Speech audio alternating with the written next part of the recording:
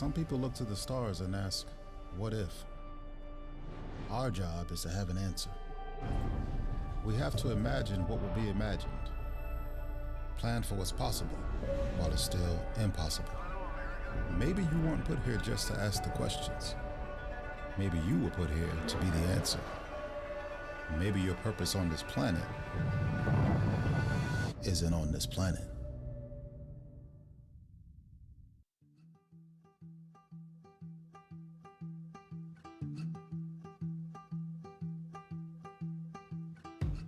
I punch my card, I know what it costs. Yeah, I put in the work that you don't.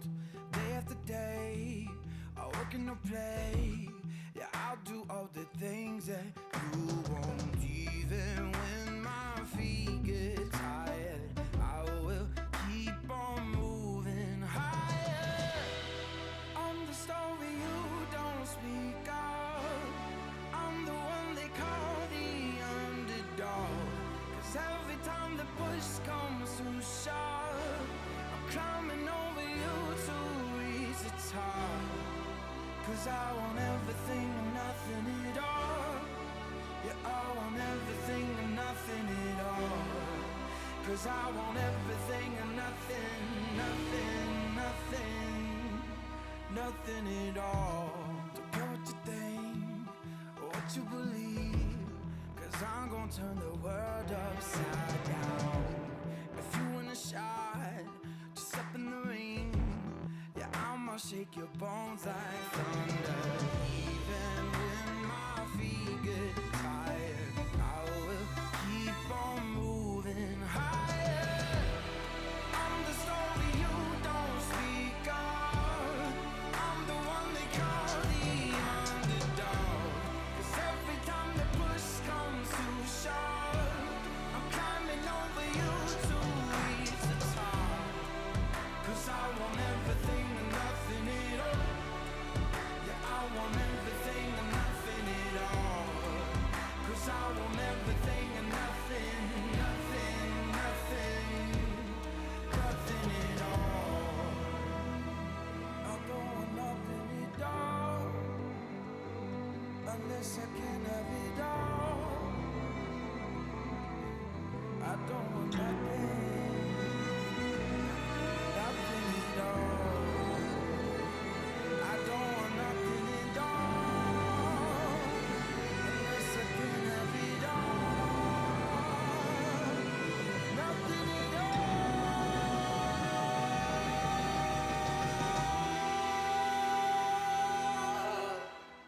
Yeah, I am not the favorite son, but I'm the one who's been here all along. Cause every time the push comes too sharp, I'm climbing over you to reach the top. Cause I want everything and nothing at all. Yeah, I want everything and nothing at all. Cause I want everything and nothing at all.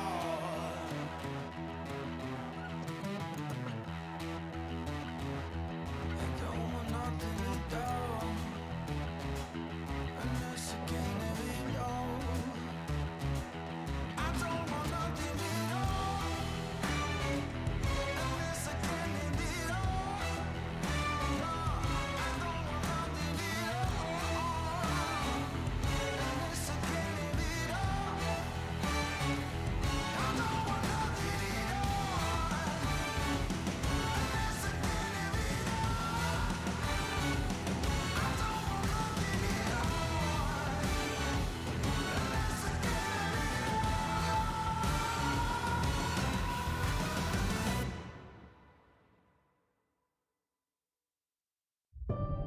The light from a star can take millions of years to reach Earth. So when you look at a star, you're looking back in time. But I see the future. I see exploration and courage. I see my country finding new horizons out there. And I see giant leaps making a comeback. I see myself.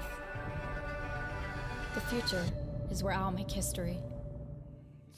I've been listening to everything everything you said. It's been running through my head, locked and loaded. I got the feeling that you know it.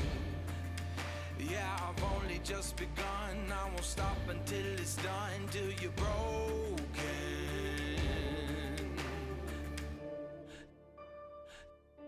So welcome to the fire. I'm the one with the lighter.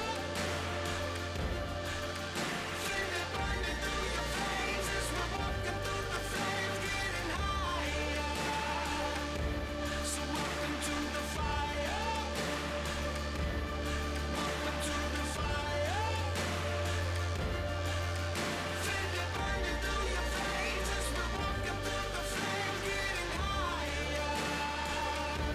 So welcome to the fire.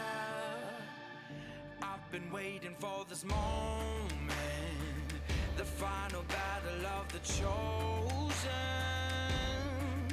See, I'm never gonna quit, got my legacy set in motion. So welcome to the fire. I'm the one with the lighter. Feel it burning through your veins as we're walking through the flames, getting higher. So welcome to the fire. Welcome to the fire. Feel it burning through your veins as we're walking through the flames, getting higher.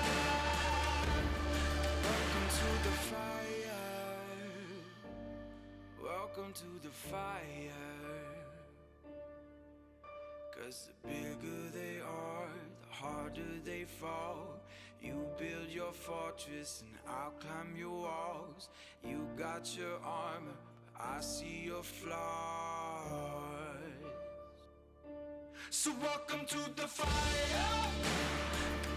I'm the one with the lighter. Feel it burning through your veins as we're walking through the flames, getting higher. So welcome to the fire. Welcome to the fire. Feel it burning through your veins as we're walking through the flames, getting higher. Bigger they are, the harder they fall.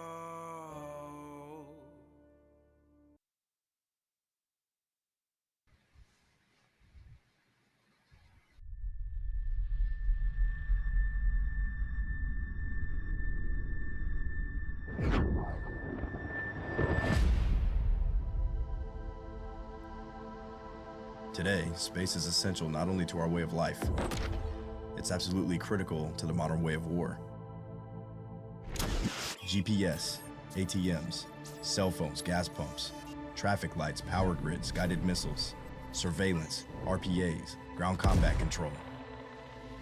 There's no such thing as a day without space operations. You just don't see them. Earth is only half the battle. Cyber attacks and jamming of our satellites. Microsatellites that can create a debris field. At 17,000 miles an hour, a piece of metal the size of a coin can be weaponized. Now is the time for a military branch with a clear and singular focus on space. A military branch that protects the hopes and dreams of America and our way of life as the space domain becomes more and more contested. It's time for another giant leap.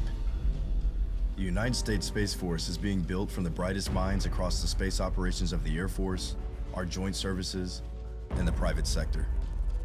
We aren't just getting ready for the near future, we're getting ready for the 22nd century. When our enemies ask, what if? We will have an answer. When foreign powers can build bases on the dark side of the moon, when private companies are inventing a new economy beyond our planet, we need to stay one step ahead of the future. And the future is where we'll make history.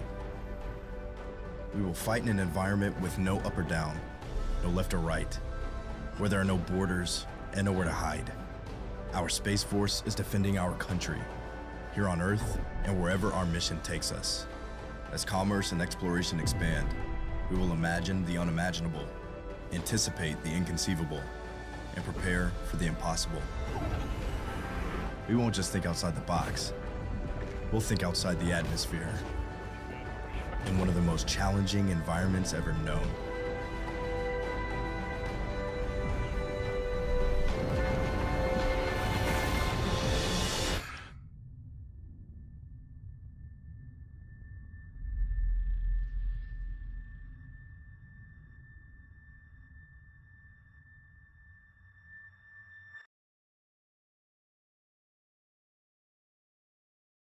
I am an American airman.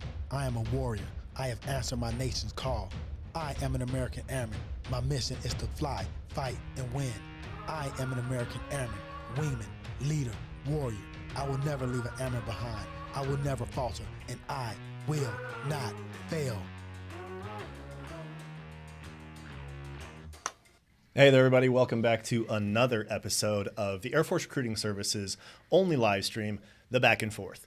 Before we get started, there are a couple notable things. One, as you can tell, backed by popular demand, our very own Master Sergeant Patterson, helping out... Yay. Cheering section. Yay. Helping out with Master Sergeant Reed. Running things. And running things. Also, this is our 10th episode, so we have been doing this for a minute now. And because of the fact that it is the 10th episode, and we actually have a really cool topic today that we're going to get into, so stay tuned because it's going to get amazing. I am Tech Sergeant Greg Cerny. I am Master Sergeant Holly Patterson. I almost forgot my name. It's okay. If We're you fine. said Jody Reed, we'd have just rolled with it. I could have just I'm said I'm Master or Jody Reed. That's who I am. So what are we talking about today? What do we got going on? So a lot of you may or may not know that space it's kind of a big deal. So anything from GPS, ATMs, television broadcasts, all of these things, space is kind of involved in a lot of that. And so, of course, now we have our very own Space Force. And so today we're going to be getting into talking about how the Space Force is keeping those things running and keeping the domain safe for everybody out there. For sure. Yeah. Because Space Force originally started inside Air Force as just Space Command, and then it became such a big thing that they needed to kind of give it its own branch. Right, And so for they sure. did. And today we are going to spend some time talking to some Guardians and talking about what it takes to operate inside the Space Force, comparisons between Air Force and Space Force and some of the other branches, or any kind of questions you guys come up with, which brings me to a good point.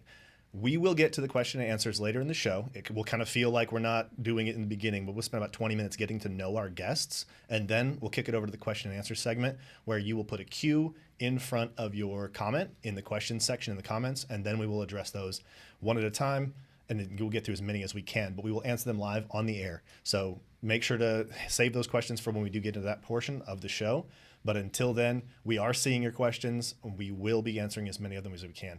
Also, information up on the screen right now, QR code and the phone number, as well as airforce.com for information on everything from how to talk to a recruiter. And Space Force stuff is also going to be there as well. So airforce.com and spaceforce.com. So that being said, I was going somewhere with that train of thought. We're not ignoring you. But there it is. We're not ignoring you. Yes. So the comments and questions, we will get to them. Absolutely. Yes, for sure. But let's take a minute to get to know some of our guests that are on the show with us today. We have got an awesome lineup of 3 Guardians and 1 Airman. So basically, we've got 3 people here we'll introduce in a second. And we've also got Sergeant China down there in the bottom right-hand corner. He is a recruiter, and he'll help us answer some of those recruiting questions. So we have Lieutenant Colonel Marcus Stevenson. We have Tech Sergeant Justice, awesome first name, by the way, Wiseman, and Specialist Catherine Oren. Catherine's a pretty cool name, too. Yeah, it's all I don't right. know if I could rock it, but why don't you guys go ahead and introduce yourself to us. Lieutenant Colonel, why don't you go first? Good afternoon. So I'm, as you mentioned, Lieutenant Colonel Marcus Stevenson. I'm the Chief of Space Force Recruiting, meaning I have the honor and pleasure on, leading about 27 program managers that kind of guide about 1,300 recruiters, spreading the information, spreading the word on Space Force around the world. Those airmen that are doing the Space Force recruiting, they need education on what Space Force is. So a lot of times my job is to make sure they are armed with the right things to actually do their mission. And so we can actually get more people into the Space Force. My background in space operations started with GPS, like you alluded to, and like it's alluded to in the commercials. I've done GPS tracking, satellite command and control. I've also led space on 4 different continents. So from Europe and Africa to South America and even in North America. So I got a whole lot of space experience, and I'm ready to share it. Over. Awesome. Awesome. Thank you. Oh, and for a little fun fact for everybody out there, fans of the show and people who've been around for a while, Colonel Stevenson is actually in the studio that we are currently setting up to replace this exact studio that we're in now, because this one right now is temporary. This is actually shared with another program that's also aired from the same location, but we are trying to move this into headquarters at recruiting. And so Colonel Stevenson is actually in the studio that we're using there. And we set that background up in like 30 seconds. So I'm hoping it stays up. If it doesn't, y'all can get mad at me or whatever. But keep in the comments, let us know how his audio sounds from there, how his connection sounds from there, because those are things that we're going to be paying attention to. But if you guys catch something that you think we could improve, so when we do go live from that studio as an entire show, we can kind of take that stuff along with us for the ride. So I'm just excited that he has air conditioning over there, right? Right. I was actually thinking about that, and that's what brought it to I'm like, so because we don't in here. Right. And last time I was on, it was storming. It was a crazy storm here in Texas. They could actually hear the thunder on the show. It was raining so heavy outside, so it wasn't so bad. But today it is hot and muggy, and I will definitely be looking forward to the new studio for sure with some air conditioning. Yeah. All right. On to our next guest, Sergeant Wiseman. Why don't you go ahead and introduce yourself? Tell us what you do. So my name is Staff Sergeant Justice Wiseman. I am a inter-service transfer from the Army. I served 8 years there first as a satellite operator maintainer. I served in Germany, and before that, my first duty station was Fort Meade, all doing command and control of wideband spacecraft. And since transferring, I've taken over my facilities training and evaluations for that same program. We're one of the few missions that we're lucky enough to entirely switch over from the Army to the Space Force in its entirety. Awesome. And you said you're up in Maryland now? Correct. Oh, that's cool. Very cool. Very cool. Specialist Oren, how about you? Hi, my name's Specialist 4, Catherine Oren. Specialist Oren works. I'm also stationed at Fort Detrick with Sergeant Wiseman. Again, like he mentioned, we do the satellite communication systems. Was the satellite communication systems operator maintainer under Army, and now we do wideband satellite communications, payload control, and manage users and stuff like that. I've been at this duty station for about 2.5 years. So I've seen it under Army, I've seen it under Space Force, and I'm happy to talk about what I do and what every day is like. Awesome. Well, thank you guys for introducing yourselves. And last but not least, Sergeant China. Why don't you tell us who you are, what you do, and why you're so cool? Because I don't know about the cool thing, but I'm Master Sergeant Stephen China. I'm assigned to the National Advertising Branch here at Air Force Recruiting Service Headquarters. More or less, I oversee the Lead Refinement Center. I'm not going to go into the weeds. Basically, I oversee the budget that funds the Organic Social Platform and multiple other programs here at Air Force Recruiting Service. Cool. That's it. Yes, sir. That's it. Listen, Yes, I work sir. with you on a daily basis, and I don't think you can say anything about your job and then that's it, as if it's just no big deal. I'm surprised I was able to pull you away for a couple hours to come hang out with us on a Tuesday afternoon. He was late. Hey. I've seen Wow. his Threw me under the bus. I mean, yeah, he was. That's all right. That's all thank right. you guys He's a so busy much. man. Thanks for taking time out of your days, all of you guys. We really appreciate it, and we're looking forward to an awesome show. Awesome. So I have a lot of questions because I just want to know all of them, and all the questions are coming in and I'm seeing them and I'm like, good question. I want to know that too. So I guess my first question that we'll get started with is it's kind of a two-part question. One, is basic training the same for Space Force as it is for the Air Force? And two, you had mentioned coming over from the Army to the Air Force, or somebody who's going to transfer over. I guess, are there kind of equitable jobs or the equivalent job in the different services in the Space Force as well? So maybe one of you can speak on that. But first, is basic training the same, and then the jobs? I don't know who wants to take that one. I can she's jump smiling. in, but I Okay. think the The guys and specialist is girls who smiling. actually, I think the ones who just went through basic training will have a more hands-on experience. So basic training, we work with them on a daily basis. They have changed about 20 to 30% of the curriculum to make it more Space Force specific. So it still has the same time frame. It's still at Lackland where the Air Force is, but they set up their own, I guess, stairway where it's just Space Force flights that are going through, because we wanted to make sure that, again, you understand you're in the Space Force and not just, under the Air Force umbrella. So some of the things are very focused. We even have Space Force MTIs, Space Force cadre. So everybody's being taught by Space Force and trying to pick up a Space Force nexus. Now, I didn't go through it as of late, but I think the two young people you have on the line may be able to speak a little bit more to that. Awesome. Anybody So else? neither of us went through the Space Force basic training either, since it's a very new thing. However, we do know that it's changing, and they are creating their own curriculum. Cool. So, Well, I believe we just had a guest on the show recently. I think it was the last show. And they were talking about, we just stood up that squadron at Lackland that does push strictly Space Force flights. Is that correct? That's a pretty recent thing. And I don't remember what the number was. It's about a year old right now. And so, again, we had to make sure that the MTIs, as the two guests you were talking about, they did an IST transfer over from the Air Force. So the MTIs had to do the same thing, where they actually cross over into the Space Force, so they focus more on Space Force. And I want to say we're at about 12 to 15 MTIs, but the program itself, probably about a year old, and it's growing. So we're looking to actually build it up. We send about 90 plus people to basic training every cycle, and we're trying to get to about 150. That's awesome. That's crazy, yeah. That is cool, because then your MTI is in the same, and your uniforms all have the same, like, you learn the rank system and everything. So that's interesting that they keep them separate. That's awesome. So I'm sure it would be a challenge trying to keep all the ranks similar, like, because there's similar rank, but also you're in the same construct, working with different rank names inside the same base, working around other people. So before I get to my question, I've seen like 3 different ones pop up real quick, and I'm going to knock out this one real fast. Age cutoffs, questions for how old.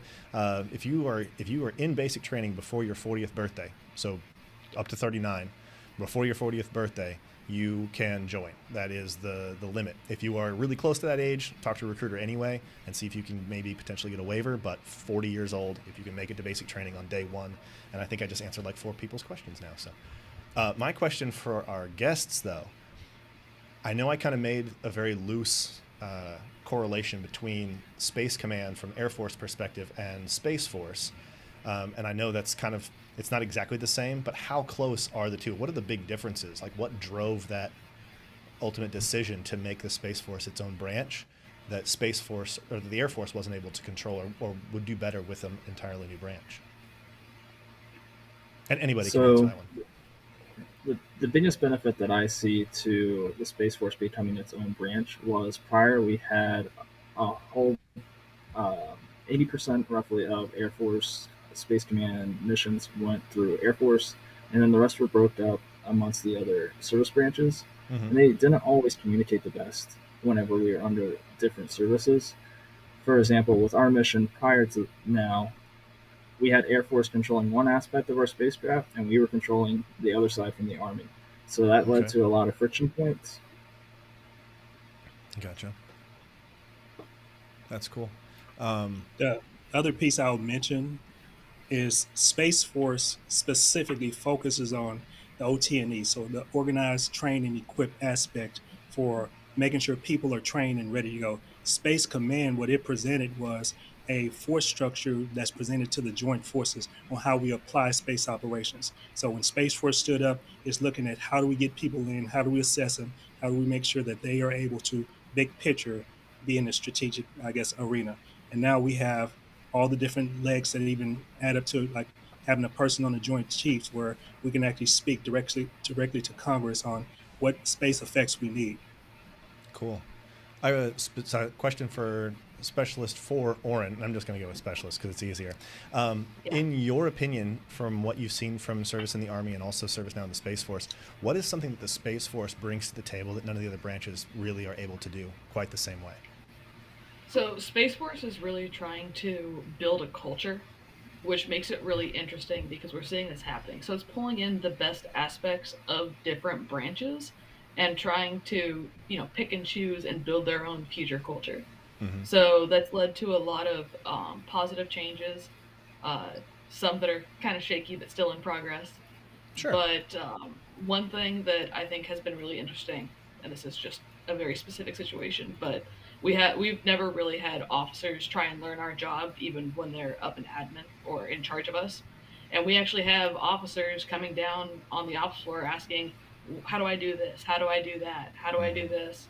And we're training them up because in the Air Force, officers they work the position, they don't run the admin side of things. So I just think that's been a really interesting change we're seeing. Cool. So a lot more specific attention being able to be kind of directed towards specific space operations. Yeah. That's awesome. Yeah, because a lot of people just think that the Space Force is just Space Command, like with its own designation now, but it seems like it's definitely a lot more than that. So it's exciting to see this unique perspective, for me anyway, because I wasn't sure what. All I know is space is hard. I love that mug. That's great. That was totally on accident. She didn't even realize she grabbed that. Yeah, I didn't even know. Absolute coincidence. This was not on purpose at all. So I guess I have a question. So where can you go as a Space Force member? Because I know if we're bringing Army and Marines and everybody together, are there specific Space Force bases, or are they just old installations that we're sharing? How does all that work? So there's a little bit of both going on. For example, for my unit, we all transferred over. My unit transferred over to Space Force, and we've stayed in the same building. We're at the same parking lot, same PX down the road, everything.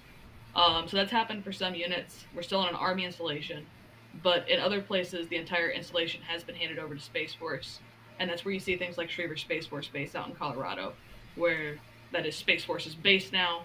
But you also see, like I said, the bases where we're acting as almost a joint unit on the base. Gotcha. Right now, Go ahead, sir. I'm sorry. Right now, there's probably about 6 dedicated sites across the nation.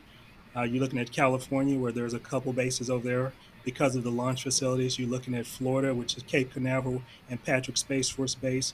Colorado Springs and Colorado has always been a hub for space operations as a whole. So as she just mentioned, Schriever stood up as now it's no longer Schriever Air Force Base, it's Schriever Space Force Base. So is Peterson, so is Buckley. So we have a lot of different designations across the board.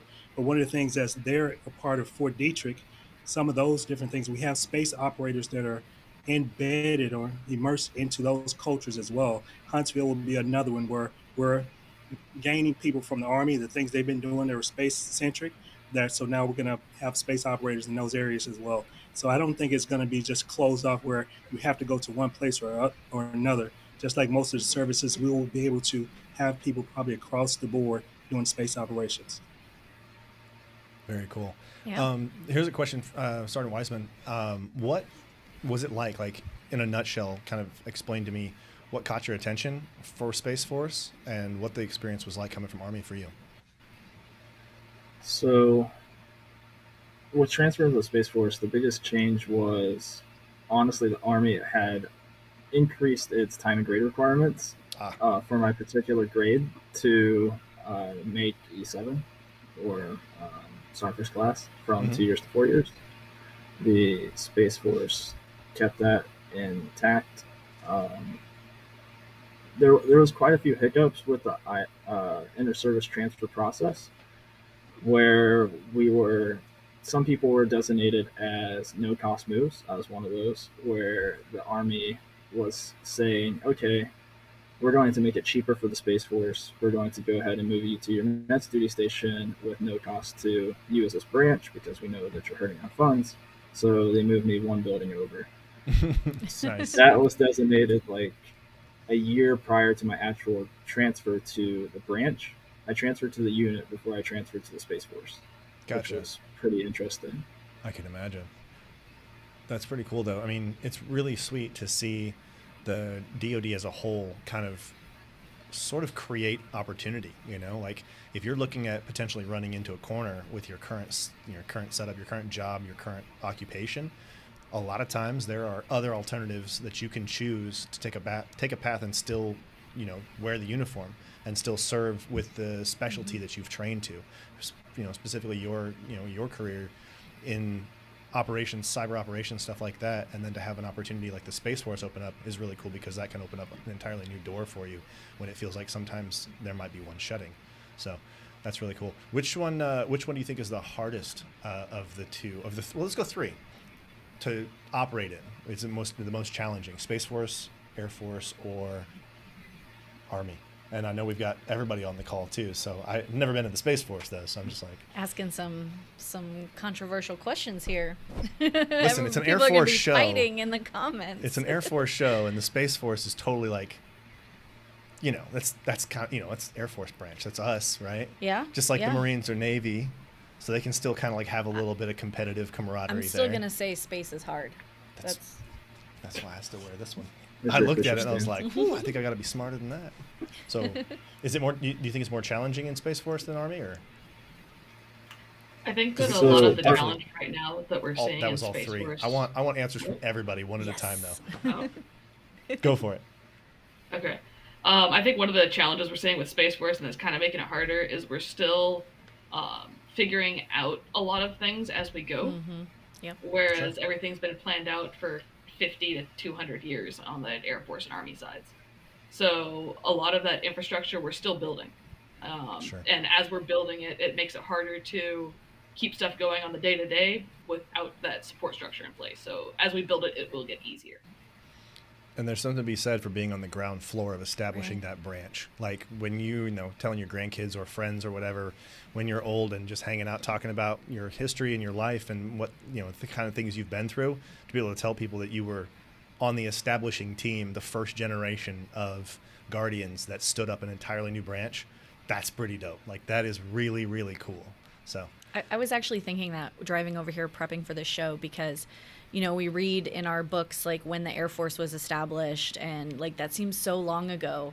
And then I was like, 2019 for the Space Force? Like people in the future are going to be like, oh, in 2019 the Space Force was established, and they're going to be studying that and having to remember that and celebrate that and using that as their history and their tradition. And like, I don't know, that always blows my mind. I'm one of those, historical the power of place situation people. I'm always in awe for that kind of stuff. So I want to get everybody else's opinion too. Yeah. Colonel, what do you think? I know you gotta have to like balance this answer, but I saw you pipe up and I was like, I want to hear what he's got to say. Did you go to the academy, sir? Because if you did, I know what the answer is going to be. No, I did not go to the academy. Okay. I actually Perfect. went to We'll do a good one. ROTC at the University of Memphis. But I will say I love my Air Force heritage. I love what Air Force did for me and has done for me.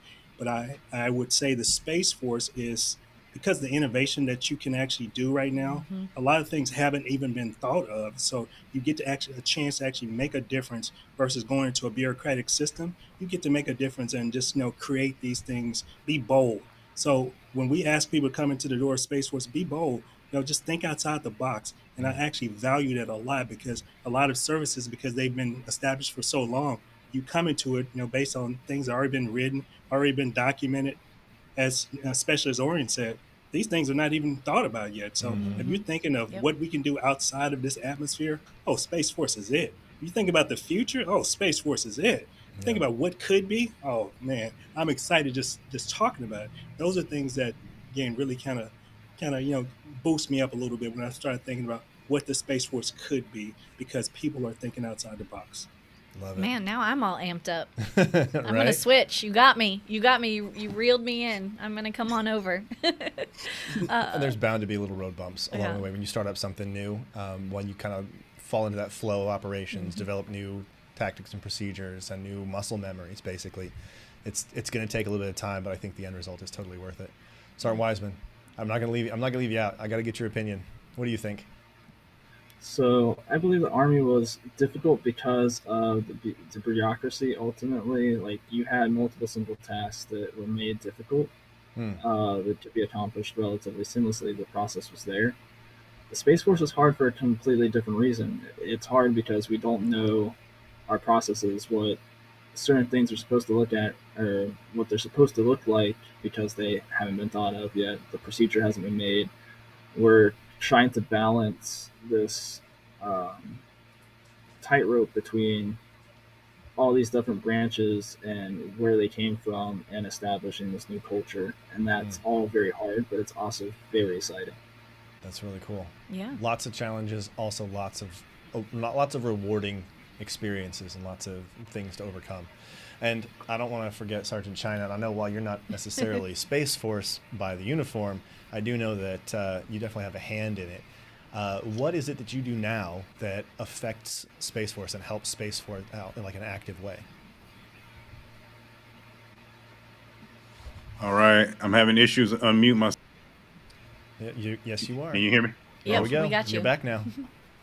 Oh no, I guess where I sit at headquarters when we're dealing with national advertising, it's just making sure that not only our commercials but content, brochures, all of the FAQs are getting out to the general public to make sure that we're putting, I guess, the brightest and those who are willing and wanting to be in the Space Force into the United States Space Force. I mean, I applaud them. I don't think I could do it. I'm not the innovative type. I'm more of a give me the blueprint and I'll run with it type of, I guess, airman. But Gotcha. Salute to everyone who wants to go into the United States Space Force. Very cool. So did you have anything to do with the spaceforce.com website? I did not. I wish I could take credit for the Space Force website, but no, that was actually my counterpart who sits right by me. So shout out to Tech Sergeant Andrew Shavat for the launch of the Okay. Space So Force like website. 6 degrees of separation. But famous. this was one. 1 degree, yeah. And I don't do many corrections, but that's Master Sergeant Select Sharvat. Oh, dang. So congrats on the upcoming promotion. Yeah, for sure. And the reason I bring that up, who? Sergeant China? Sergeant Keating. Oh, Sergeant Keating. Yeah, Sergeant Keating is actually sitting right over here. But no, the reason I bring that out is if you have not been to the spaceforce.com website, it is amazing. Like, it's probably the coolest website I've ever seen the DoD make. And yes, I'm saying that directly at the Marines. Like, it is probably one of the best websites in the DoD. Cool. It is sick. I mean, you scroll through it, whether you're on your phone, whether you're on a tablet, on a computer, it fits seamlessly into everything, and it's super easy to follow. Like, it's really cool, and it's super engaging. Well, So- since you brought it up, so I actually, one of the coolest things that I saw when I was looking at the website to prep for the show, just so I, knew what I was talking about here, which I still don't, by the way, but is you can go on there, and you can do it on the Air Force website too, but it's really cool on the Space Force website, is you can like say what your skills are, and it'll tell you like what job you should do. It'll be like, and it's not like, oh, I'm good at but it'll give you like a little like slider, like, oh, I'm really good at technical stuff, I'm really good at mechanical stuff, I'm not so, and you can like adjust the sliders. And it are you gonna try to show it? Yeah, I'm gonna show it. Oh my gosh, Pull up on but the it was screen. so Check this cool out. that you could pick out your like stuff, and see, this is the mobile one, but Yeah, I've literally got this pulled up on my phone, and you can see, I don't know well, but nope, not very well. And it's not gonna be in focus. Hold it But there's in all front these of your little face. sliders. there. You There's all gotta these put your little hand behind it like a makeup artist. and not you the know? light. Yeah, I'm really good at this. There's all these little sliders on there that you can pick. There's Yeah. engineering, intelligence, leadership, logistics, and you get to scroll it, or it can like randomize for you, and you can Yep. kind of see which one identifies with you or whatever. So it's pretty cool. So if you're like, hey, I want to join, but I don't know what I want to do, go to the website. It's pretty awesome. It's pretty dope. I thought it was pretty cool. It's pretty sweet. And also just a reminder, I just like out of the corner of my eye remembered, we are going to take more questions at the end. So I know we're asking all the questions right now, but yes, we are going to be taking your questions off LinkedIn, YouTube, Facebook, all the books, all the internets, all the faces. interwebs. So be patient with us. Actually, how about this? How about we just skip directly to the questions and answers? I think we now? should Let's just do it. Let's just put them on the screen, and it's like you have to get. No, we're not. Let's gonna see, do that. by a show of hands on the show, anybody ready to take questions at their worst from the internet at large? I'm ready. I am. I'm ready. Anybody else? No? Oh, Okay. there they are. Oh, yeah, All right, there the we ayes go. have it. Let's do We it. told them Questions to and raise their answers. hands. No, we didn't. It's like somebody That's- texted him. All right, first one up. Specialist okay. Oren. You go, girl. Grandma is watching and so proud. Oh, That's a shout out. so adorable. Start the show off with a shout out. Oh, it makes me That's very happy. cool. We love the shout outs and we put them up whenever we can. So Of keep those course. coming for sure. I All like right, that. let's get the next What's one. next? What's next? What is the process for prior service in a separate branch? My husband is interested in joining, but he's Army. Well, I think we might have some folks on here who can answer. I think so. Not me. Sergeant China, maybe? No. I can't answer. All right. So there are what we call tranche boards, where we do a inter-service selection. And that is a board. You can find it on MillSuite, where they ask for the specific documentation that they need, and then based off of the applicants amongst the other branches between the Marines, Army, and Navy, they make a selection. I think it's twice a year right now. So easier than, I don't know, going to the Air Force, or easier to go to Space Force? For IST, for transfer? Yeah. Mm-hmm. And I'm asking because I honestly don't know, so you've done it. Yeah, there's a process outline for transferring services for the Space Force. That's the only service-to-service transfer system that I'm aware of that's set up amongst any of the branches. Oh, okay. Otherwise, you have to go straight to an Air Force recruiter, iron it out with them, and figure out what that process looks like on an individual level. Cool. I saw one in there, somebody said IST, inter-service transfer. That is correct, yes. It's inter-service transfer. It's when you go between branches. So, next question. Did the Netflix series Space Force have any effect on recruiting? Not at all. I can't imagine that it didn't have an effect, but go ahead, sir. Maybe not recruiting, but public opinion. I think it absolutely did. After that, it's been very difficult for people to come up to us and think that it's actually a branch. So we have to let everybody we meet clarify, no, this actually is a real thing. I'm stationed here. This is what I do.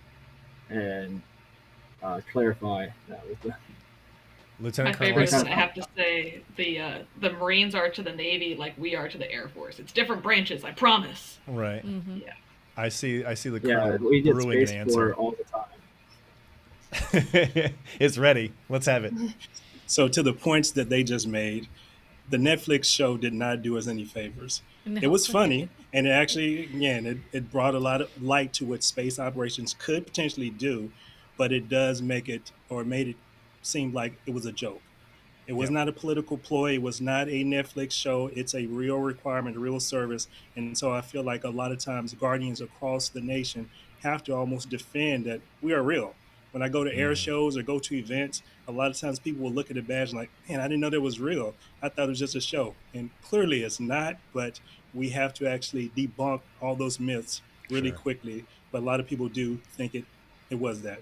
So it didn't do us any favors. Yeah. No, for sure. And I will say, as the newest branch of the Department of Defense, that is a challenge that I can definitely say has never been an issue before to any other branch, where you never had to compete with a comedy TV show that was not necessarily doing you any favors. That is true. Overcoming that, and I think it definitely has, because that joke is now like, if you make that joke and you make a correlation or a reference, people are like, okay, that's a great new joke. Right. Come up with some new content. Yeah. So. Well, on that note, I think that when it first came out and we were trying to establish the Space Force, I think it was a lot more difficult. But now I think it's been a while. And so, yes, there's going to be people who still question it. But I think for the most part, like, I'm in the Air Force, so I know the Space Force is real. And so we're making progress, definitely, for sure. But I think I read something, for fiscal year 23, there's 14,000 Guardians and civilian Guardians in the Space Force now. 14,000. That's enough to be real. That's enough to be real. I think so. I think so. All right. Enough giving them free publicity. Let's get to our next question. Even though that's what the whole Do they have two Alpha 671 jobs in the Space Force? Without me getting out my Googles, does anybody happen to know off the top of your head what MOS or AFSC that's equivalent to? Fun fact about that, if you go to the Space Force website, there is a chart that tells you what MOSs or AFSCs in other branches convert to in the Space Force, in case you wanted to know. That was a really cool 15-second buffer, just in case somebody was still looking. Did anybody look? Because aircraft. And I was going to print it out too, and I didn't. Darn it. Oh, darn it. What? Oh, propulsion. Okay, so aerospace propulsion. What was the question? Do they have Those- aerospace propulsion job in the Space Force? So, do they have anything in the Space Force that is direct to propulsion for physical assets? Currently, the answer is no. Okay. Currently, from a listed standpoint, the Space Force concentrates on space operations, cyber operations, and intelligence. So Okay. there's different iterations of each one of those and some shred outs, but those are currently the enlisted constructs. The officer Okay. constructs, they add acquisitions and add contracting. But other than that, those are the career fields that are spread. And engineering, I'm sorry, in engineering, those are the careers that are spread across the Space Force right now. So we look for Air Force, Army, and a lot of different support factions to provide us those services because Space Force does not survive without those services. We just don't have them internal to the Space Force as of yet. Gotcha. Thank you. All right. See what we got for next question. Any cyber warfare positions open? Yes. Yes. Yes. I would say all of them. I believe that's what your SFSC is, right? Special Sworn is cyber. No, I'm a Sierra. I got Okay. satellite space operations. But Okay. fun fact, our job site, we've got about maybe 30% of the people here have cyber shred jobs as their SFSC. Okay. So they exist here too. We work alongside them. So That's cool. I hear we've heard it before on the show, and we've never really taken the time to identify it. But when someone says you have a shred of a job, what does that mean? So cyber would be the SFSC, and then further down the line, it's not just Charlie for cyber in their SFSC. Further down the line, there's another letter that indicates exactly what they do within that. In our case, the ones who work at our job site, Romeo is their specific shred. Gotcha.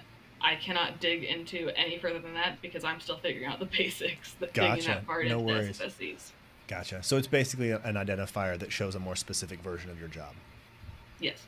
Got it. Too easy. Right. It's just a breakout as like, one person may be doing cyber warfare, another person may be doing just computer operations. So you break out the different specifics that they need to concentrate on, and they have different career fields for that. Intelligence is the same way, where they may have geospatial intelligence, and they have, I guess, other type of intelligence. So they have straight outs for each different career field that kind of gives you, a measure to focus on, but also something that the schoolhouse will train you on. Okay. Cool. All right. Are you offering the enlisted any sign-on bonus for cyber-related MOSs or SFSCs? So AFS? Because we're AFSC, It it's is SFSC, SFSC. yeah. Okay, yeah. That one stands for Space Force Specialty Code, which Well, is like an identifier for I your got job. confused today because the Air Force Civilian Service is AFCS, and then I got really, there's a lot of acronyms. So If you join the military, prepare a good portion of your Yes, brain to literally just be used for holding acronyms because we have all of them. and also be prepared to say the wrong acronym at the wrong time and look real special. Like but- live on the internet. like right now, it's fine. Nobody saw it. Nobody's even watching this. It's fine. That number right there is lying, Ben. All right, let's get the next question. Okay. Oh wait, we didn't answer that. Are there bonuses? Did they answer that? No, I'm just going to blow past that one. Oh, we're just gonna okay. So currently there are no bonuses, but what is in discussion are the bonuses, much like the Air Force is kind of initiating right now. So Space Force wants to follow suit. But another conversation the Space Force is trying to do is potentially offering advanced grades for people who have that type of experience. So these things are all in the conversation because we want to figure out how we can pull in industry talent. And pulling in industry talent means to give them some incentive on why they want to come in. So Space Force is looking across the board at how we do that a little bit better. Gotcha. Very cool. And next, are there any updates on a reserve component? Good We question. just had this one recently, and we had to say no updates at this time. And I hate to have to say no twice in a row, but it's still the same answer. At this point, Darn we it. do not have any updates on a reserve component. But do stay tuned, because if we've learned anything from all the other branches, we're going to get reservists and guard probably soon. Although it'll be interesting. Will it be like state, If you do, Oh yeah, like a National Guard. Yeah, if So you do maybe National Guard. reservists, but probably not Guard right but away. like airspace, like certain sections of That'd be interesting. like the stratosphere. I think because of the difference in the missions, if people aren't familiar, like the Guard also has a state mission to support natural disasters or any crises. Is that the right word? I don't know. Sure. It's like public affairs or something. I should know words. But yeah, they have a separate mission where they report to the governor of the state, and so Space Force. I'd be interested to see if they would have what their mission would be as a state response. I guess satellite communications, they could take over that or something. But so it is separate than the reserves. So I assume that the reserves would come first. But it'd be interesting to see what the Guard mission would be of the and Space Force. purely speculative at this point. Oh yeah, because I'm we're just making stuff shooting up stuff right now. out there, So being like, these are since- my opinions, not the Department of Defense's. right. Since they don't have So any it- answers yet. So in actuality, the Guard has been doing space operations for Yeah. a long time Mm-hmm. under Space Command. So right now we're still in discussions because a lot of the states did have a space mission when you started specifically talking about natural disasters.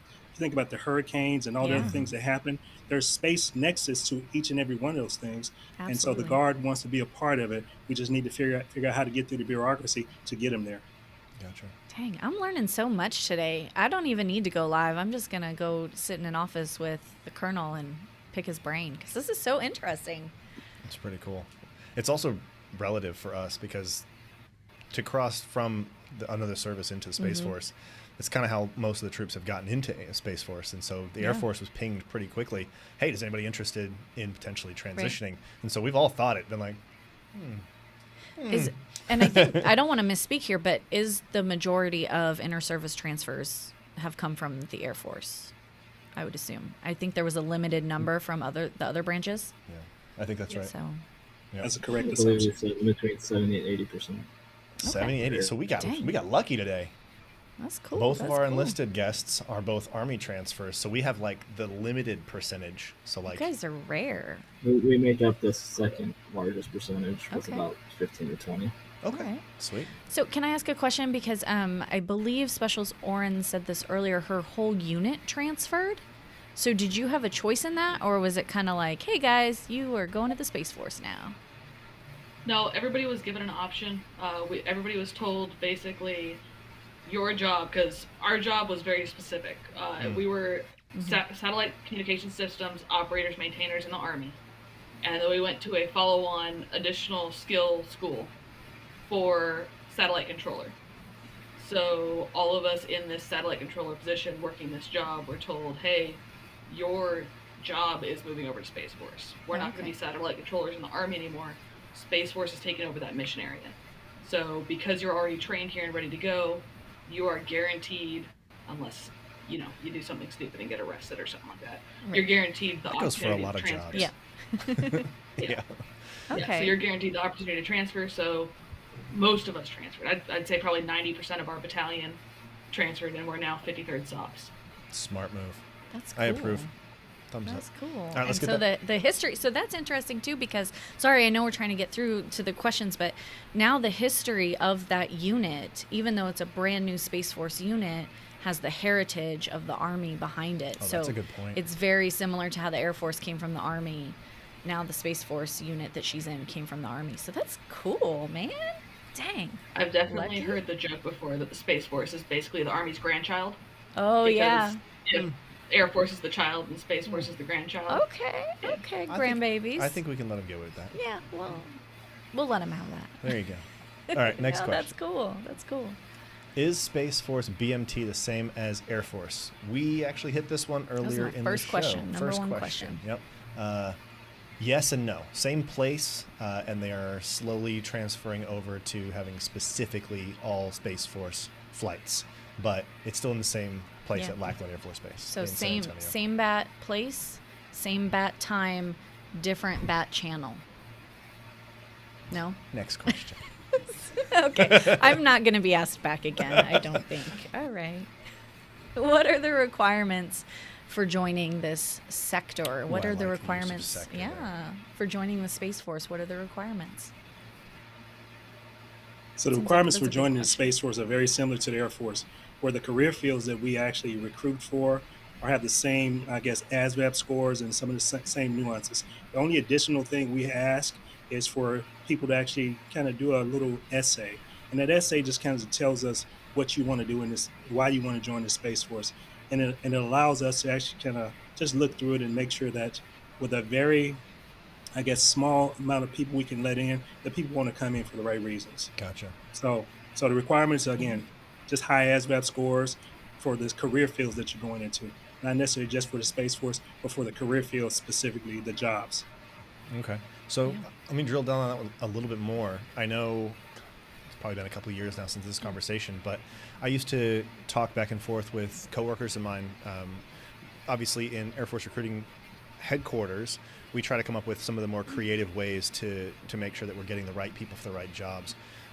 Does the Space Force employ any new tactics or any new procedures to tailor specific job requirements to specific people? I know there were different tests that the Air Force would basically give to individuals that would line them up with a job that was specifically catered to their skill sets. But does the Space Force use anything that the other branches aren't currently using that lines people up even more closely to their skill sets that they possess or things that they really want to do that you're aware of?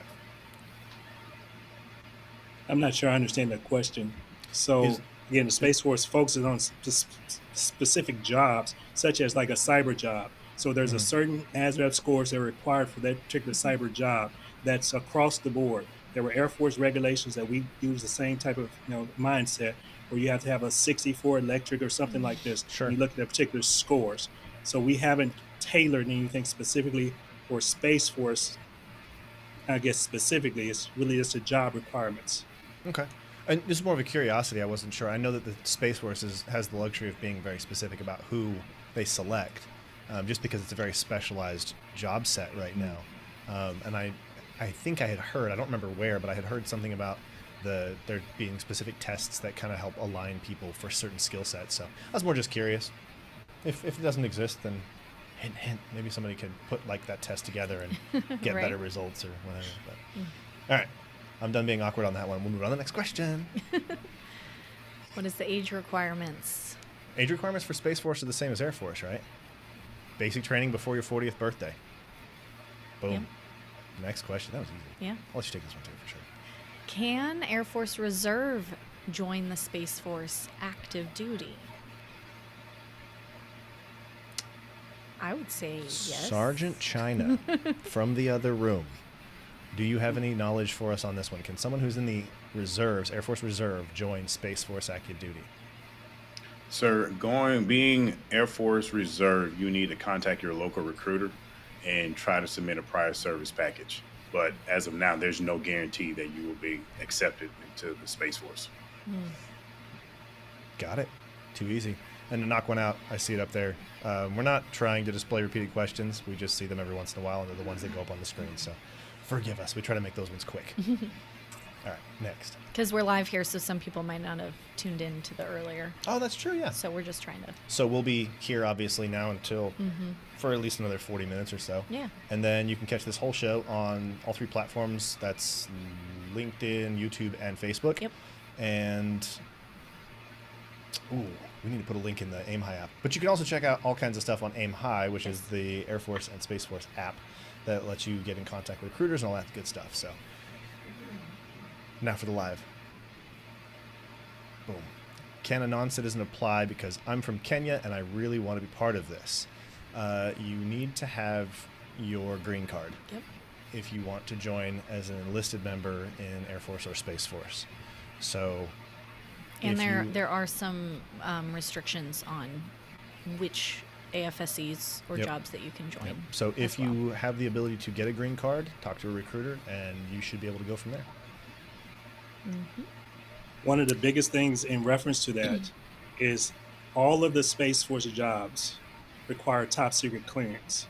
So because they require top secret clearance, sometimes foreign nationals cannot get into Space Force because they can't get the top secret clearance. So if it wasn't for the clearances, I think it'd be a bigger issue, but because of that, it creates a challenge. Gotcha.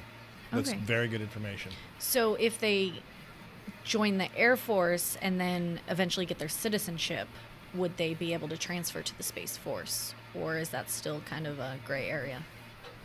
As long as they can get the top secret clearance, I think they're okay.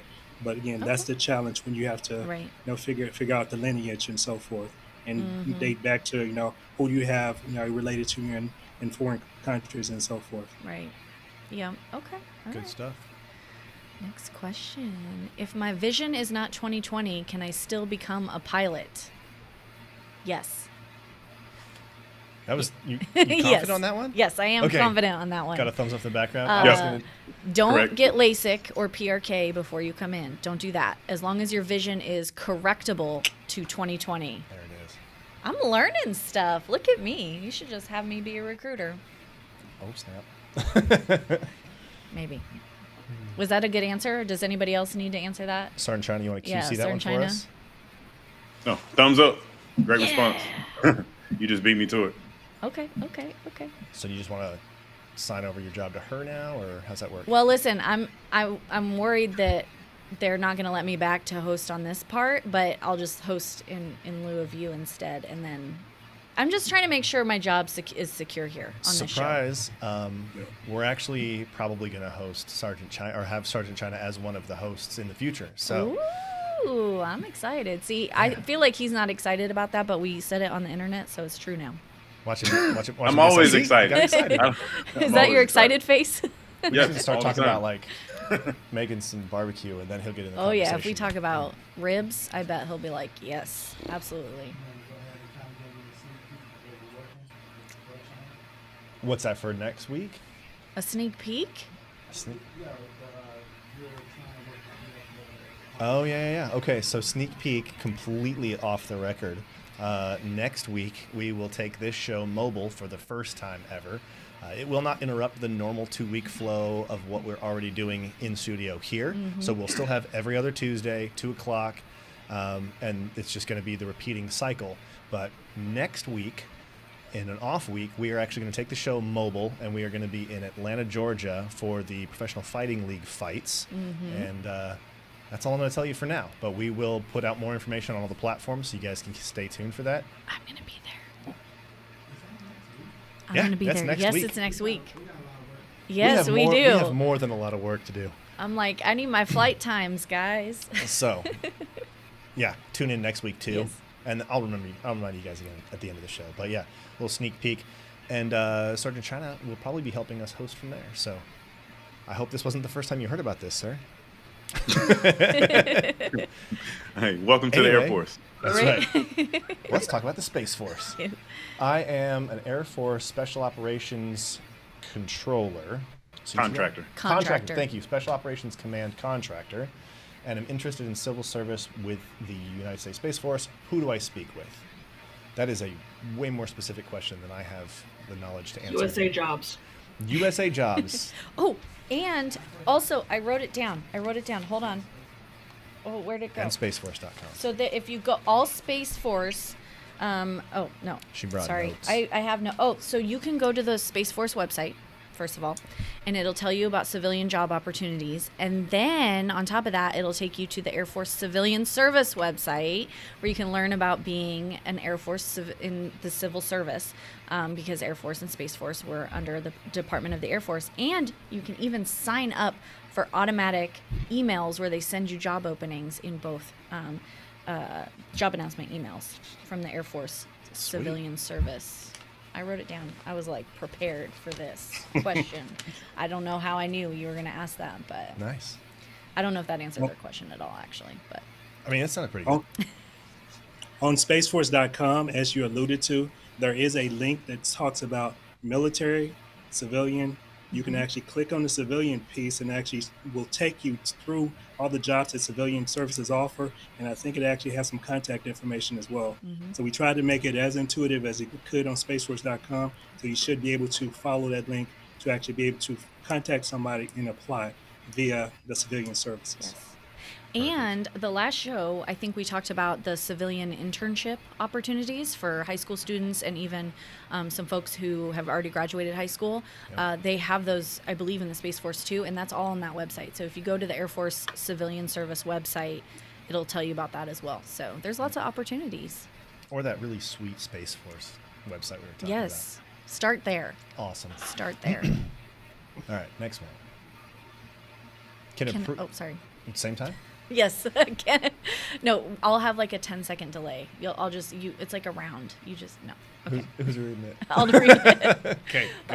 Oh, we're brand new today. Now it's gone. Can a previous Air Guard security forces, now Army Guard MP, which is military police, transfer to Space Force?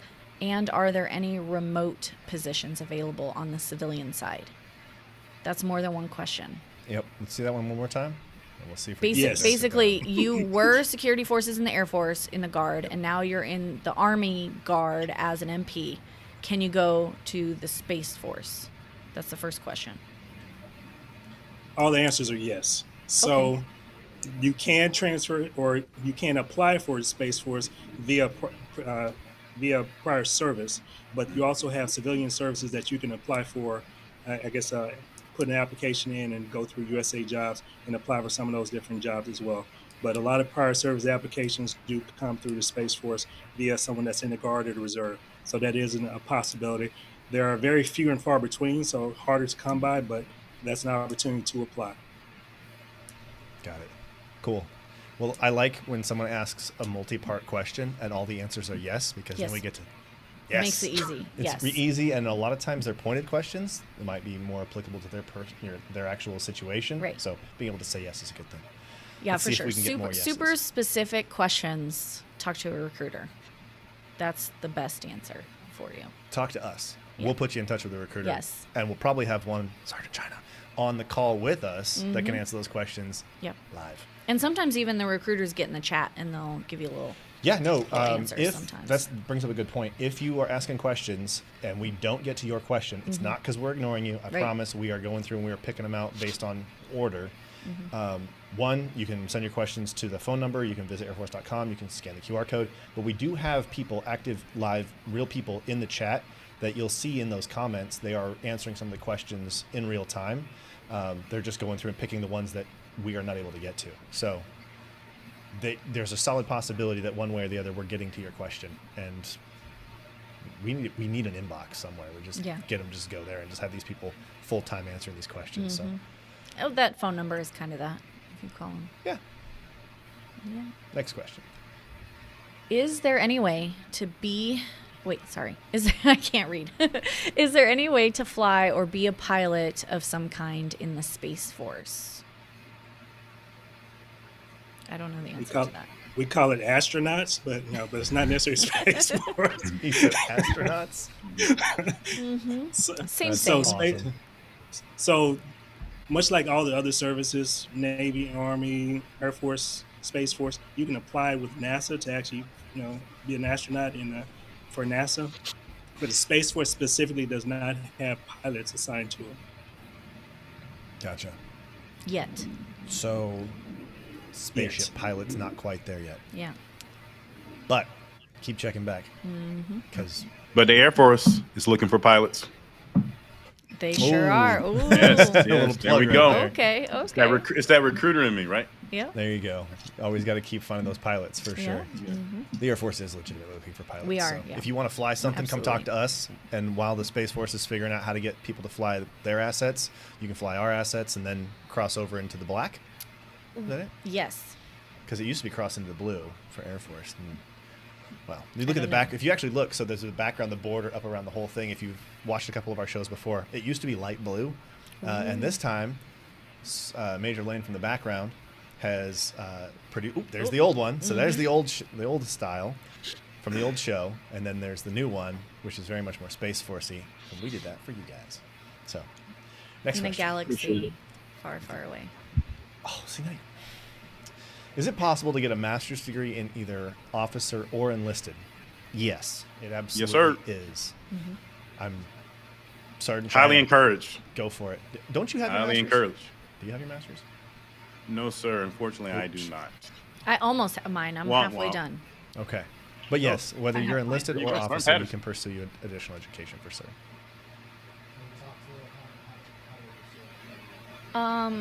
Okay, so it's a little bit different for officers because their tuition assistance works a little bit differently. They can get tuition assistance, but they incur an additional service commitment to do that. However, for me, I used my tuition assistance to get my bachelor's degree, so I paid 0 out-of-pocket costs, 100% tuition assistance, and I did it online. And so I just took maybe 1-2 classes at a time, and then my master's degree, it's the same. Tuition assistance is the same cap for bachelor's as it is for master's degree, but obviously grad school is going to be a little bit more expensive. So I did have some out-of-pocket costs, but again, I just took 1 class at a time. It's a little bit more intense than a bachelor's because it's like 6 credit hours for a class instead of 3. So I would say that about half of my master's class was paid for by Air Force tuition assistance. And then depending on your financial situation, I've been in for a while, so I make a little bit more money than somebody who comes in, early on. So depending on your financial situation, you may be able to apply for the standard, state or federal aid, get grants and things like that. But really, it's kind of the same as if you wanted to do anything outside of duty hours. You would just have to study on the outside of that. And then there are some programs that the Air Force will let you, if you're enlisted, you can get your bachelor's degree through like nurse commissioning program and things like that. There's just different programs to get your bachelor's degree, and then your master's degree is just kind of on your own situation besides tuition assistance. I hope that answered it. I think it's unique for every person and what they're going to do. Officers, do they have any like master's programs? I can't remember. He's probably sending me a message. Because I feel like sometimes there's like a special program that you can go and get your master's. You'd have a service commitment, but you'd like go to a special war college or something. All right. I think that's what my former company Major did. Wink in the background. Yeah, Colonel Stevenson, I'm sure you can kind of chime in here too, because I haven't got to that level yet because I'm on the completed SOS. But I will say this, especially if you're in the acquisition area, you have AFIT, so you can get picked up to go to Air Force Institute of Technology, and then I think they have some satellite campuses that you can go to as well, that you can get picked up and go and do a program to get your master's or your doctorate degree. And then I believe Air War College also offers a master's, but I'm leaning on Colonel Stevenson to help me out with that one. You're spot on, Major Lane. So AFIT is a big one, and as you were alluding to, sometimes those things actually will get you a master's or a PhD, if you will, and it does have an active duty service commitment attached to it.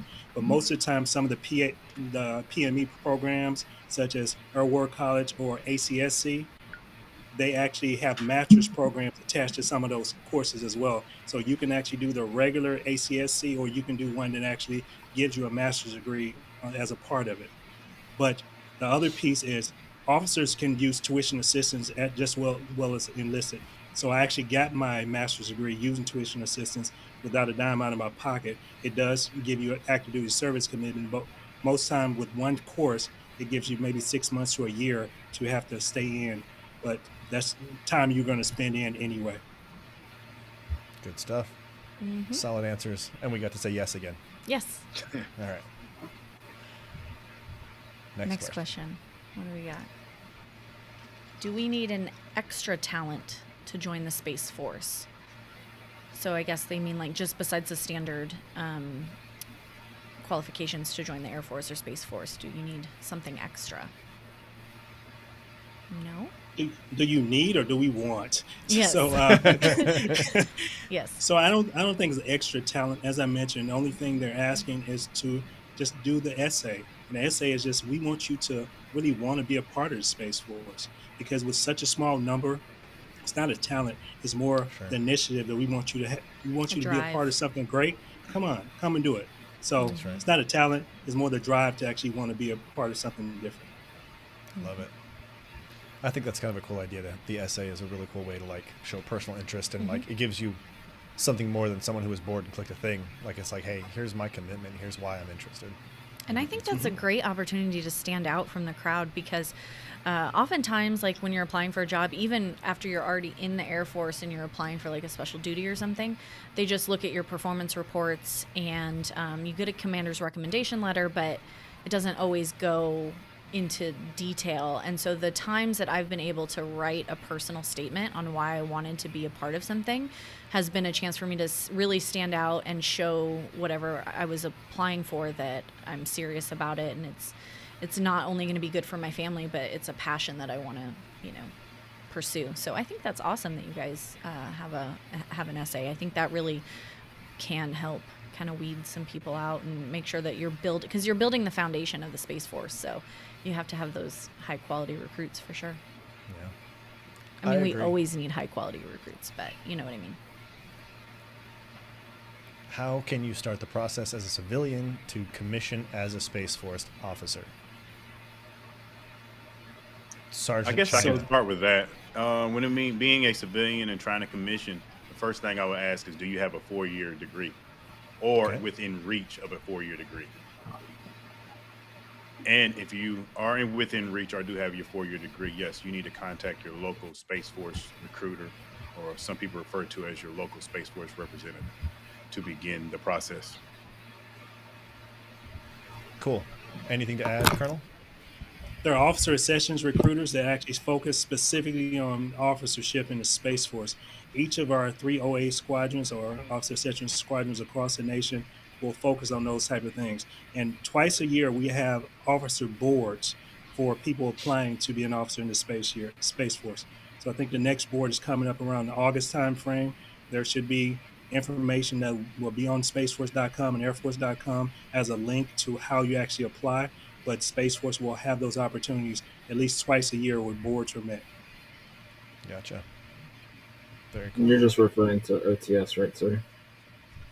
Correct. Yes, all yep. of our people will go to OTS, not the Academy or ROTC.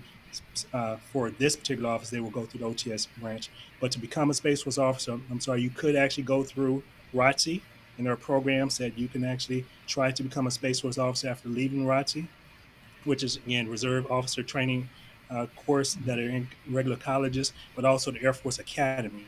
They commission a little bit over 100 people every year coming into Space Force as officers. Okay. Yeah, the next board closeout is July 10th. I'm actually going to be on that board. Ooh, good luck. Best of luck for sure. That's exciting.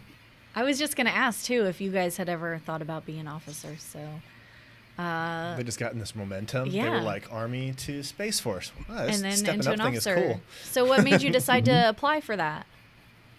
I actually just finished my degree back in December, so it was a aspiration in the Army, and then I just pushed out the last couple semesters and figured I'd try OTS.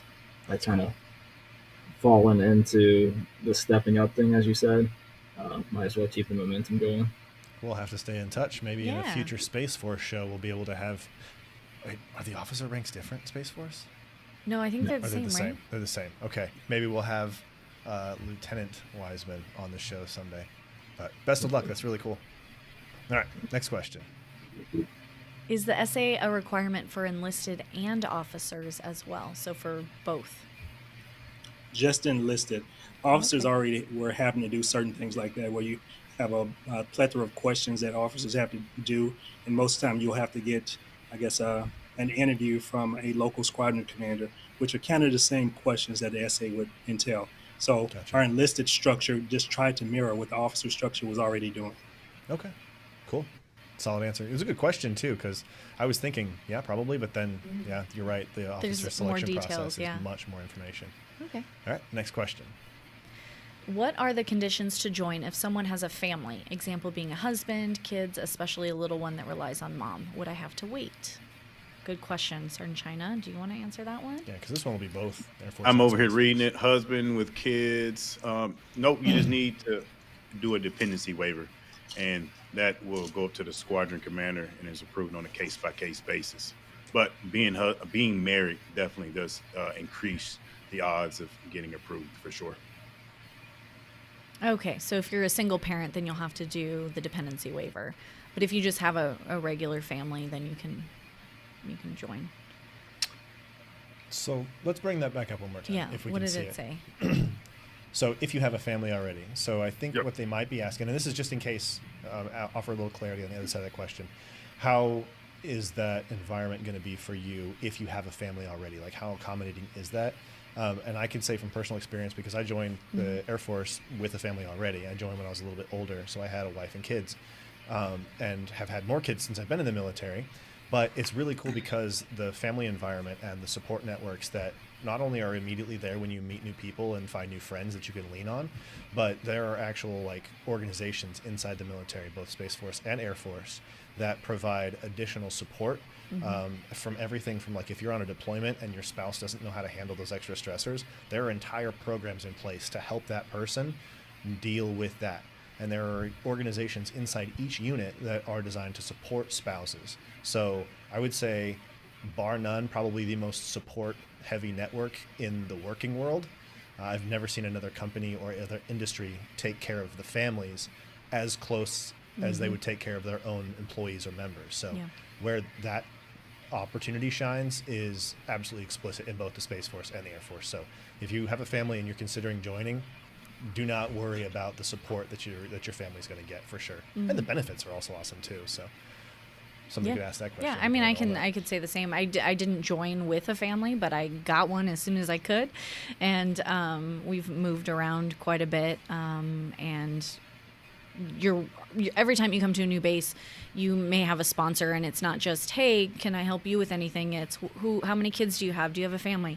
Can we do this? Can I watch the kids while you go do that? So I would say that it's not a huge thing that you'll have to be worried about. I mean, we all have families in there, and we're all worried about it. It's just they try to take what we do on a day-to-day basis can be pretty intense. So to be able to focus 100% on what you got to focus on when you're wearing the uniform, the military, Air Force, and Space Force, as well as the other branches, do a really good job of helping alleviate some of the family stress that comes along with that. So don't stress if that's one of your major concerns. That being said, a couple of episodes, I think 2 episodes from today, we will be doing an entire back and forth on family and the Air Force.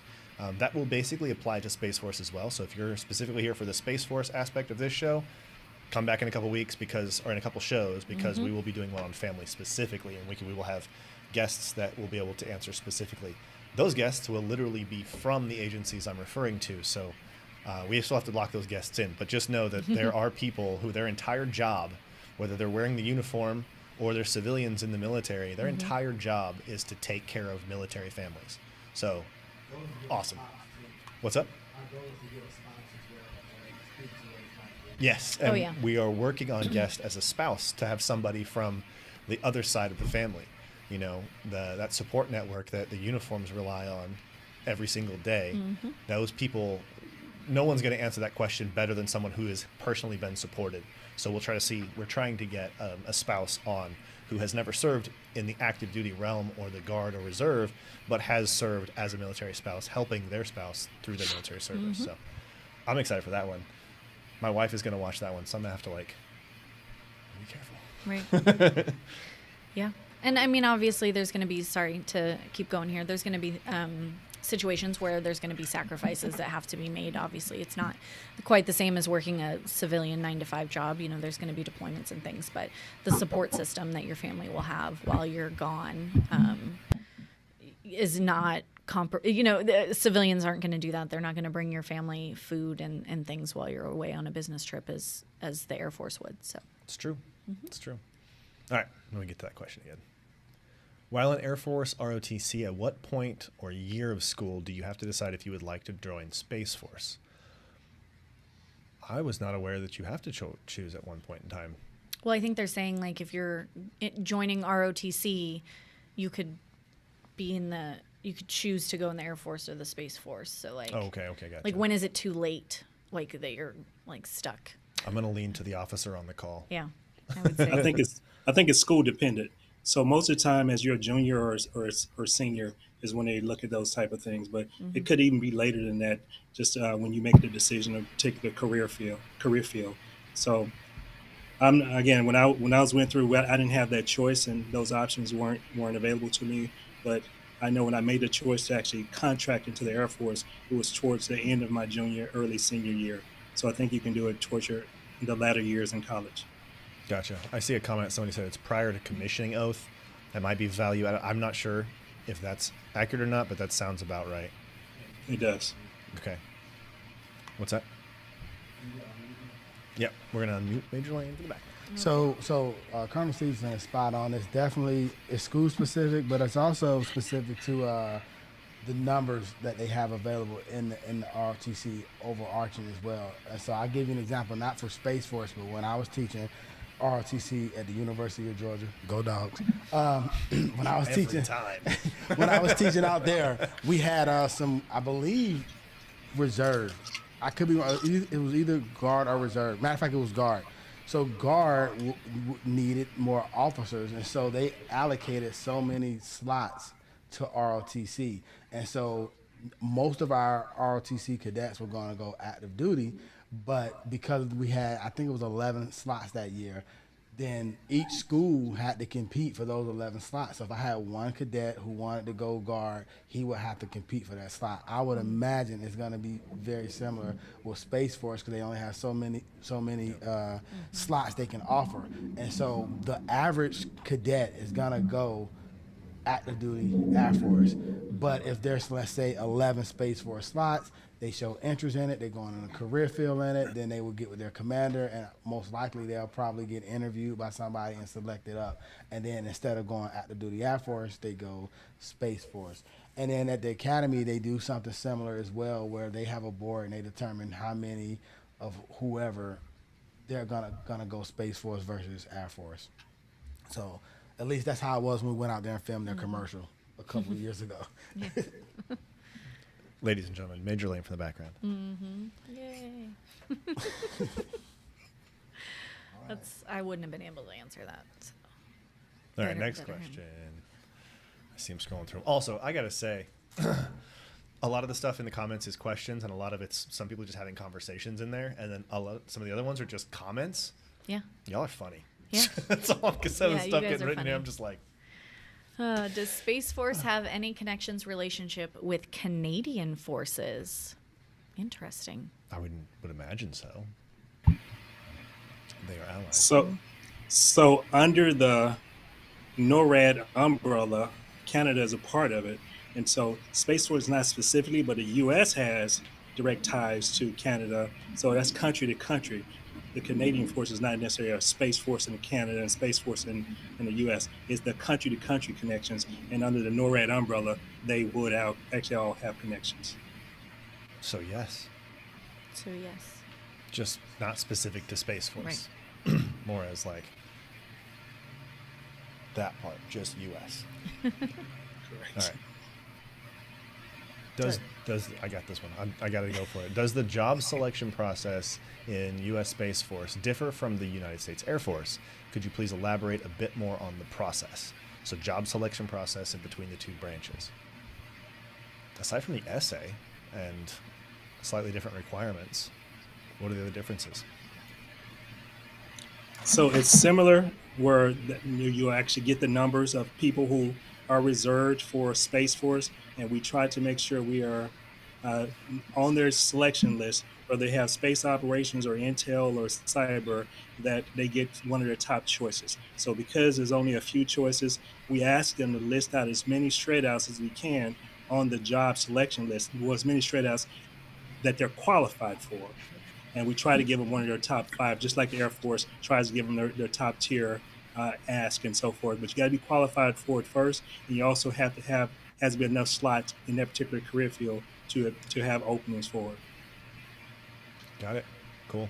All right, I just checked the time. We are getting close to having to shut the show down. So this is the part where we get into lightning round. Ooh. We try to answer our questions as quickly as possible. If it's yes and thumbs up, and then we roll to the next one.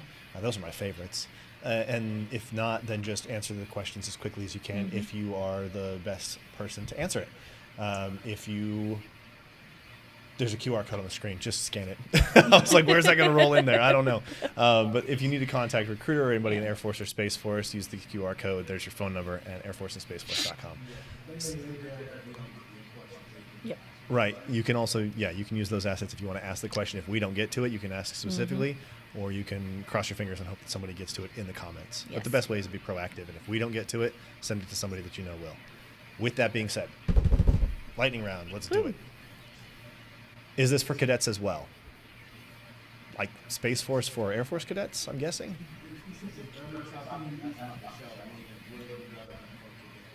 Oh. Yes. Yes. Next question. I don't know. That one was easy. So yes and a thumbs up. Okay, this one's a feedback. Audio from the studio is perfect. Remote locations has well-known background noise for at least one of those. Impressive guests, talented hosts. Thank you for the insight. Some dancing may... okay, you know. I saw that earlier and I was going to dance, but I didn't know if we wanted me to dance. I don't dance. Unless it's the very beginning of the show and we're playing the music for the intro. I then I do like like it, this yeah. little thing, and that's about as much as I dance. So thank you. Appreciate the love, all the shout-outs. Dance. Lets us know we're doing a good job, so thank you so much. I think Specialist Oren needs to dance, and Sergeant Wiseman, I think they need to dance a little bit. Called out. They're like, no. Oh, he didn't even change his profile picture. That's me in it. Okay, Kevin. Kevin's my significant other, so Mr. Barnhart. Yes, I'm permanent now. Oh, I think she just made that decision. Maybe not every episode, but I'm coming back. Well, after today, I don't know. I think you guys are going to fire me. Yeah, y'all gave a pretty overwhelming approval rating last time she was on and helping us out with the show. So, you know a good thing. So we'll definitely keep her around. Change your profile picture next time before you ask a question, though. He changed it just to K. Right? Dot. Yeah. All right. Oh, goodness. What would be the best way to get in touch with a recruiter for officers on the website? ? Yes. We also have done a show where we specifically talk about officer recruiting here on this show. So check the previous episodes that we've done. But yeah, your best bet to get directly to it would be to get on the website and look specifically down the channel of officer recruiting. Yeah. Yeah. Because I don't know if it's the same for officers, but you put in like your zip code and it puts you in contact with like the one closest to you, or no? I know that it does it for that map that's up there on the enlisted. screen right there. I think it does. That's right, Major Lane, doesn't it? If you put in for officer and you put in, it'll show you the local officer recruiter. Yep. Yeah. So if you put it in by zip code, it will tell you where the nearest officer recruiter is to you. So. Yep. So that'll be the one that'll help you out. So. Yep. Cool. And you can download Aim High, the app. Do it. And it's basically like a specific mobile version of the assets that are available on the website. And it's got like all kinds of extra cool stuff on there. You can do everything from performance fitness stuff. It give you all kinds of help if you're trying to join and all that jazz. I like cool stuff. All right. I won't go there. We're trying to go fast now. Please, when are you recruiting international applicants? If you get your green card, Yep. then you can. Work on citizenship. Yeah. But that's your Yep. best bet. Will AFOQT become available online anytime soon? That is a fantastic question. I don't know. Anybody have any secret intel there that you can share because it's not actually secret intel? Or is that just an unknown at this point? I believe there is online training material to prep you for the AFOQT. But as far as taking the official test, no. I don't see that in the works anytime soon. There you go. You heard it from Master Sergeant China himself. Sorry if anybody was planning on doing that at a higher level in the military. Sergeant China has spoken. All right, next question. I read that as Jello, and I got real hungry. Will the Air Force deny you if you have bad credit? I can answer this because you just got to get a waiver. You got to get a waiver if you have any financial things that they're not wanting. But I guess Sergeant China can answer too. Well, you had to commit to like a longer answer there. When a credit check is run, yes, you have the overall credit score. But more or less, the Air Force is looking for collection accounts, charged off, student loan debt, et cetera, et cetera. So no, the credit score, yes, it does play a factor, but it's not like I say, the deciding factor in your credit, your what's that thing called? Your financial eligibility determination being approved or disapproved. That sounded like exactly what it is. Yep. Thank you, Sergeant China. Appreciate you. Next question. What if your prior service, same age requirements? I don't think so. This one back to Sergeant China again. Oh wow, I haven't worked a prior service applicant in a while. Don't get me wrong. For a prior service applicant, they take the amount of time served and then subtract it, I guess, from the age cutoff. But you all service wearers, please keep me honest on that. Like I said, it's been a while. That's absolutely correct. So if you prior served and you served for 10 years, then you probably get an additional 10 years based on the age requirement. So it kind of subtracts from that number. Gotcha. Thank you very much. And to back all of it up, talk to a recruiter. Because there are prior service recruiters whose specific job is to take people who have already served in the military and get them back into the military again.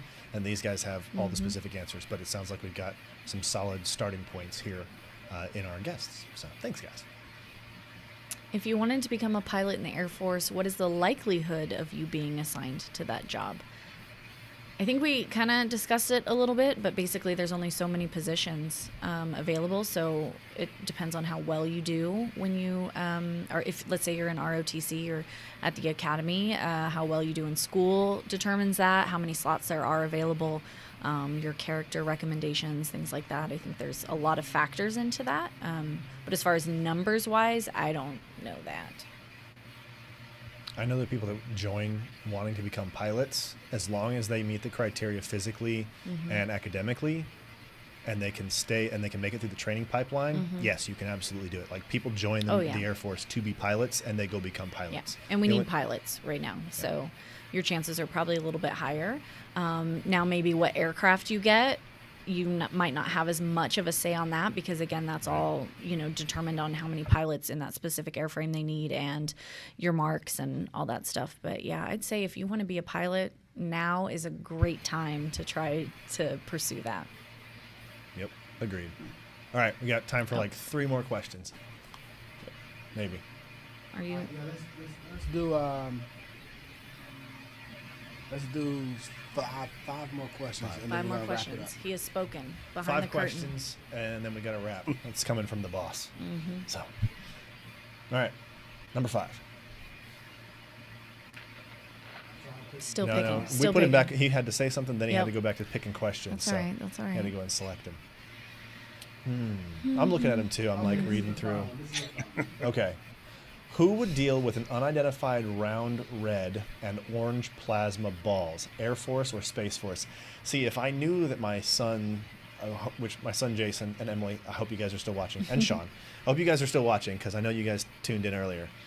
But if he was going to put something up here on this show as a question, this is something he'd put up there. And I know that's not his username or title, but yeah, this is something he'd ask. So one more time with that question. It was about Red and orange galactic plasma bodies.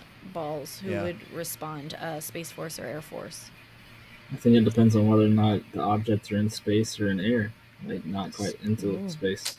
Okay. There's professional answer. Perfect Bunch answer. of north-south happening too. Perfect answer. I like that. I like that. So if it's close proximity, it's not you guys' problem anymore. But I guess if it's that close, it's really close. Yeah. Right.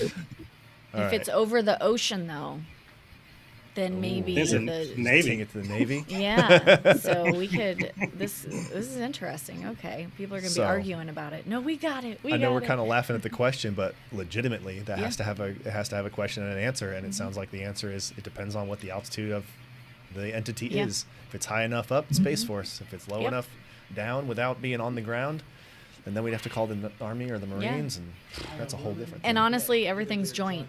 Joint mission. Yeah, there it it's is. Yep. joint. Everything is joint. So we're all going to be working together. So Yep. satellites and tracking, Number 4. all that stuff. The balloons are Okay. great examples. Yep. Yep. Exactly. Question number 4 on the countdown. Can you talk more about joining the Space Force as an officer with a psych bachelor's? What is the competitiveness? How many applicants are chosen each round? Well, I'll just say So real quick that depends on what your degree is in, is how many slots are available for certain people, right? And Colonel What's up? Stevens, and please keep me honest, sir, but when it comes down to the board, there's no, I guess, a set target. As in, one board could be, say, 99, the next board could be 57, then the board after that could be 67. Mm-hmm. So, So most of the time, the boards are generated based off of Space Force end strength. So let's say 300 people apply. We would normally know that the board's only going to select or can only select about 20 people. So we'll know those things up front, and those things are given to us by Space Force leadership, the S1, which are the manpower people, to say this is how many officers we can bring in a particular year.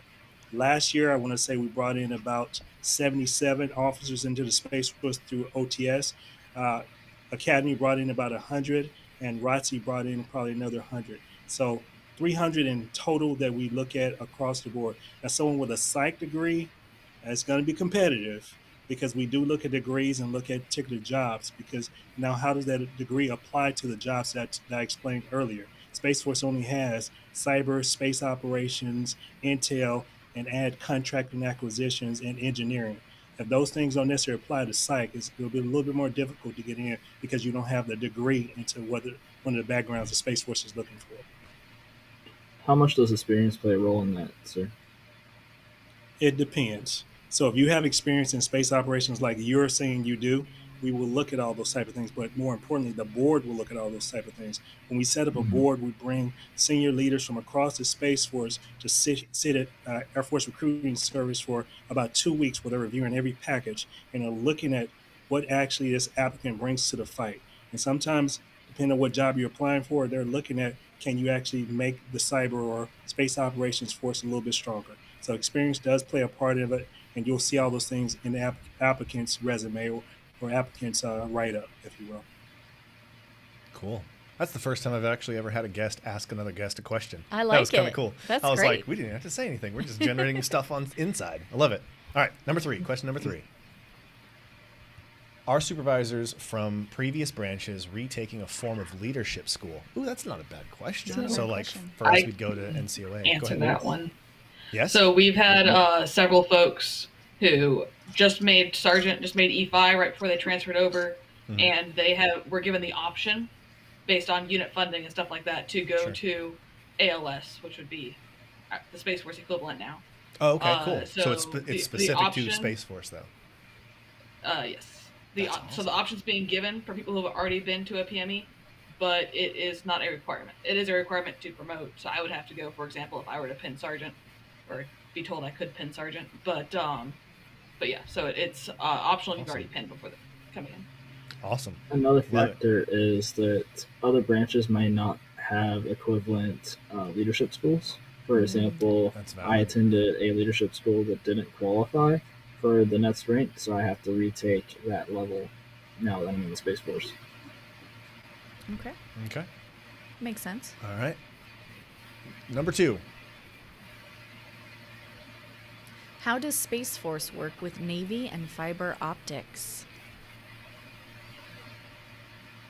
Is this referring We do, to in fact, underground work cable? with the Navy, Maybe. and we Maybe. do work with fiber optics. Ooh. They So tend to yes. be separate. I mean, I would think that the fiber optics aspect is going to be the actual physical infrastructure for communication, and then you guys obviously work with them in the communication aspects of DoD. So Yeah. they would work with the Navy on communications, and they would also utilize fiber. Yeah, it's all Cool. joint. All right. Accurate. Cool. Number 1. Can I enlist in the Space Force?